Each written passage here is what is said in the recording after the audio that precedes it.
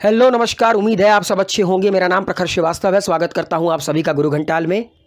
दोस्तों, आज हम बात करेंगे लॉर्ड इरविन के कार्यकाल के बारे में। 1926 से लेकर 1931 तक भारत के वाइसरॉय रहे लॉर्ड इरविन के बारे में, उनके कार्यकाल में क्या हुआ क्या नहीं हुआ, उनके कार्यकाल में कौन कौन सा परिवर्तन आया भारत की राजनीति में, भारत की आज़ादी की लड़ाई में। आज हम उसके बारे में बात करेंगे। निकल पड़ते हैं आज के सफ़र पर और जानते हैं लॉर्ड इरविन के कार्यकाल के बारे में।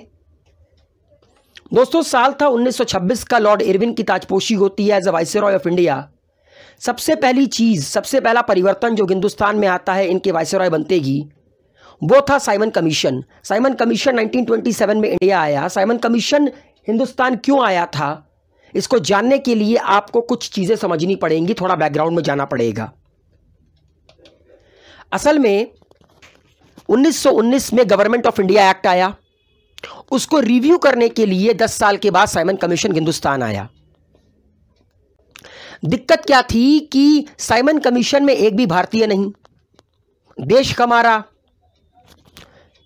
कॉन्स्टिट्यूशनल रिफॉर्म हमारा, मगर एक भी भारतीय नहीं। लोगों ने जैसे कि जॉन साइमन हिंदुस्तान उतरे, काले झंडे दिखाए, गो साइमन गो के नारे लगाए। अच्छा, साइमन कमीशन जो हिंदुस्तान आया था, साइमन कमीशन ने क्या क्या रिकमेंडेशन दी थी। सबसे पहला रिकमेंडेशन मैं आपको बताना चाहता हूं। The Simon commission recommended that the diarchy in provinces should be abolished and provinces should be given full autonomy including law। 1919 के गवर्नमेंट ऑफ इंडिया एक्ट के तहत डायरकी प्रोवाइड की गई थी प्रोविंसेस को। ठीक है, साइमन कमीशन ने कहा कि प्रोविंसेस में डायरकी को खत्म कीजिए एंड जो प्रोविंसेस हैं उनको ऑटोनॉमी प्रोवाइड कीजिए इंक्लूडिंग लॉ। जो मिनिस्टर गो वो लेजिस्लेचर को रिस्पॉन्सिबल गो। गवर्नर के पास अधिकार गो, किस चीज का अधिकार गो, जो भी पार्टी मेजॉरिटी में है लेजिस्लेचर के, उसके मिनिस्टर को सेलेक्ट करने का अधिकार हो। सेंटर के रिगार्डिंग साइमन कमीशन ने यह कहा कि देखिए, according to government of India act 1919 कहा गया कि फेडरेशन बनना चाहिए। अच्छा, फेडरेशन कैसा बनना चाहिए? British India consist of 2 part, provinces plus princely state, इन दोनों को मिलाकर एक फेडरेशन बनना चाहिए। मगर प्रिंसली स्टेट से कहा कि हमें इन्वॉल्व मत कीजिए हिंदुस्तान के साथ। हम राजे रजवाड़े हैं, हमारा रहने का तरीका अलग है, हमारा राज करने का तरीका अलग है।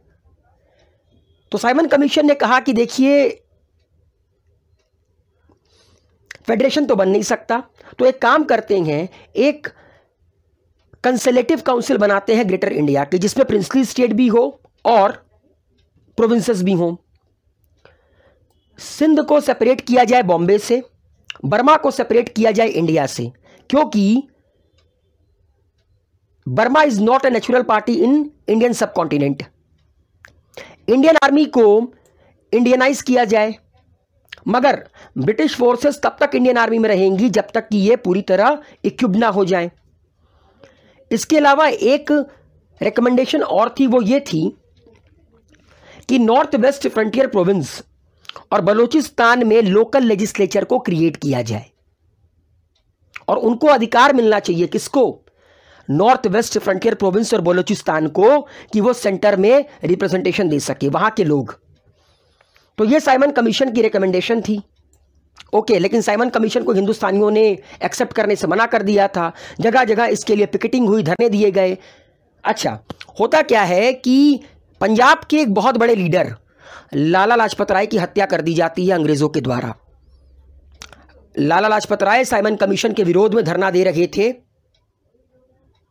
स्कॉट करके एक अंग्रेजी अफसर ने आदेश दिया लाठीचार्ज का। लाला लाजपत राय को इतना मारा गया लाठीचार्ज में कि उनकी मृत्यु हो गई। क्रांतिकारियों ने कहा कि अब अंग्रेजों को एक पैगाम देने का अवसर आ गया है, क्योंकि अगर अब हम चुप बैठे तो ये हमें कमजोर समझेंगे और हम कमजोर हैं नहीं। इनको बताना पड़ेगा कि ये देश सिर्फ गांधी का नहीं है, इस देश में लोग हथियार चलाना जानते हैं। तो बड़े बड़े जो क्रांतिकारी थे HSRA के, हिंदुस्तान सोशलिस्ट रिपब्लिक एसोसिएशन के भगत सिंह, राजगुरु, सुखदेव, चंद्रशेखर आजाद, इन लोगों ने डिसाइड किया कि गोली मारेंगे स्कॉट को, वो भी लाहौर मुख्यालय के बाहर। मगर दिक्कत यह थी कि इन लोगों ने कभी स्कॉट को देखा नहीं था, तो यह काम दिया जाता है क्रांतिकारी जयगोपाल को कि जाओ और पता लगाओ स्कॉट दिखने में कैसा है। जैसे ही स्कॉट लाहौर पुलिस मुख्यालय के बाहर निकलेगा, हम इंतजार कर रहे होंगे, गोली मार देंगे। अच्छा, होता क्या है कि जो जयगोपाल हैं वो भी स्कॉट को पहचान नहीं पाते हैं, तो एक अंग्रेजी अफसर बाहर निकलता है लाहौर पुलिस मुख्यालय के, उसका नाम था जॉन सॉन्डर्स। वो इशारा कर देता है भगत सिंह और राजगुरु को कि यही है स्कॉट। गोली मार देते हैं वो दोनों लोग और भाग जाते हैं। फिर बाद में पुणे से गिरफ्तार किया जाता है राजगुरु को। भगत सिंह 1929 में सेंट्रल लेजिस्लेटिव असेंबली में बम फेंकते हैं कम इंटेंसिटी के, ताकि पब्लिक सेफ्टी बिल के अगेंस्ट में वो अपनी विरोध को जाहिर कर पाएं। वो बहरी सरकार को सुनाना चाहते थे, वहां से इनको गिरफ्तार किया गया और इन तीनों लोगों को फांसी की सजा होती है। किसको? राजगुरु, सुखदेव और भगत सिंह को। ठीक है, राजगुरु, सुखदेव, भगत सिंह को फांसी की सजा होती है 1931 में, वो भी इनके कार्यकाल में हुआ। अच्छा, 1927 में जब साइमन कमीशन इंडिया आई और साइमन कमीशन का हिंदुस्तानियों ने विरोध किया, तो हिंदुस्तान के उस वक्त के जो सेक्रेटरी जनरल थे, उन्होंने हिंदुस्तानियों को चैलेंज किया कि अगर हिम्मत है तो एक संविधान जैसा ढांचा बनाकर दिखाओ। अच्छा, सारी की सारी पार्टी का कॉन्फ्रेंस होता है, ठीक है, और डिसाइड किया जाता है कि मोतीलाल नेहरू एक संविधान का खाका बनाकर तैयार करेंगे। और इसमें मोतीलाल नेहरू की बहुत सारे लोगों ने मदद की, अकम्पेंड किया। मोतीलाल नेहरू के बेटे जवाहरलाल नेहरू ने, उनके बेस्ट फ्रेंड सुभाष चंद्र बोस, मंगल सिंह, तेज बहादुर सफरू, अली इमाम, इन सब ने मदद की। और 1928 में एक रिपोर्ट बनकर तैयार होता है नेहरू रिपोर्ट। अच्छा, नेहरू रिपोर्ट में कुछ बातें ऐसी होती हैं जो मोहम्मद अली जिन्ना को पसंद नहीं आती है। मोहम्मद अली जिन्ना कहते हैं कि मैं अपना 14 पॉइंट देना चाहता हूं, इसको ऐड किया जाए। हिंदू महासभा ने कहा कि नहीं, इसका विरोध करते हैं हम। इन सब के ऊपर मैंने सेपरेट लेक्चर बना रखा है, आप मेरी प्लेलिस्ट में जाकर देख सकते हैं। तो 1928 में नेहरू रिपोर्ट आती है, उसके बाद जिन्नास 14 पॉइंट आता है। 1929 दिसंबर में लाहौर में एक सेशन होता है जिसको लीड करते हैं पंडित नेहरू, और वहां पर पहली बार पूर्ण स्वराज की रेजोल्यूशन को पास किया जाता है।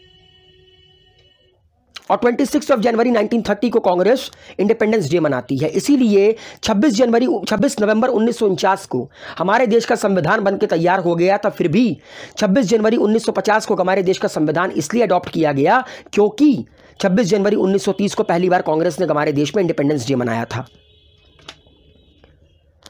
1930 12 मार्च मोहनदास करमचंद गांधी दांडी मार्च करते हैं, सॉल्ट सत्याग्रह, क्योंकि उस वक्त सॉल्ट बनाना और सॉल्ट का इस्तेमाल करना, इन दोनों पर अंग्रेजों ने टैक्स लगा रखा था। गांधी जी ने कहा इस ड्रैकोनियन लॉ के खिलाफ मैं सॉल्ट मार्च करूंगा, मैं दांडी पहुंचकर सॉल्ट उठाकर सॉल्ट लॉ ब्रेक करूंगा।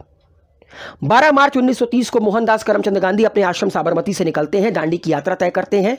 और 6 अप्रैल 1930 को मोहनदास करमचंद गांधी दांडी पहुंचते हैं, समुद्र तट पर नमक उठाते हैं और ये कहते हैं कि आज से सॉल्ट लॉ ब्रेक होता है, कोई सरकार को किसी भी तरह का टैक्स नहीं देगा। और सिविल डिसोबीडियंस मूवमेंट लॉन्च होता है हिंदुस्तान में। शुरू में अंग्रेज इसको बड़ा ही इजी तरीके में लेते हैं, लेकिन बाद में अंग्रेजों को समझ में आता है कि भैया ये गलत हो गया। अच्छा, 1930 में पहला राउंड टेबल कॉन्फ्रेंस होता है। 1930 में पहला राउंड टेबल कॉन्फ्रेंस होता है, लेकिन उस राउंड टेबल कॉन्फ्रेंस को में कोई पार्टिसिपेट नहीं करता है, कांग्रेस की तरफ से कोई नहीं, पंडित नेहरू भी नहीं, महात्मा गांधी भी नहीं। कांग्रेस और अंग्रेजों को ये बात पसंद नहीं आती है क्योंकि सारे के सारे बिजी थे सिविल डिसोबीडियंस मूवमेंट में। अब देखिए होता क्या है। शुरू में इरविन ने सॉल्ट मार्च को बड़ा ही इजी तरीके से लिया।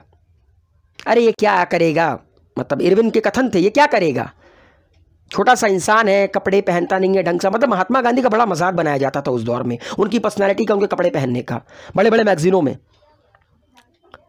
लेकिन जब मोहनदास करमचंद गांधी का सिविल डिसओबीडियंस मूवमेंट बहुत बड़े पैमाने पर हो गया, लोग नौकरियां छोड़ दिए, लोगों ने टैक्स देने से मना कर दिया, लोगों ने अपनी जमीनें बेच दी देश की आजादी के लिए, फर्स्ट राउंड टेबल कॉन्फ्रेंस को अटेंड नहीं किया गया कांग्रेस के द्वारा, गांधी जी के द्वारा।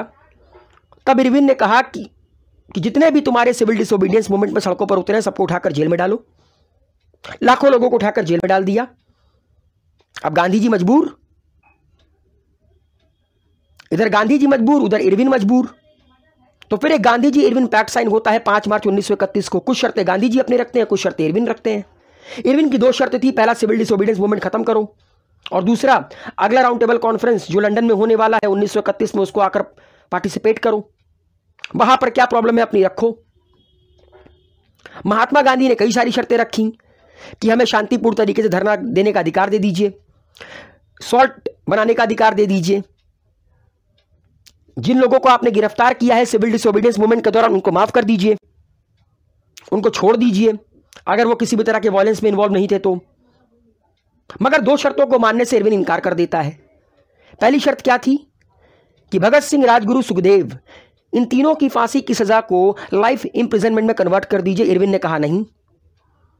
दूसरा, मोहनदास करमचंद गांधी ने कहा कि इस मूवमेंट के दौरान आपके पुलिस वालों ने भी कई तरह की बर्बरता की है लोगों के साथ, उन पुलिस वालों पर कोर्ट ऑफ इंक्वायरी चले।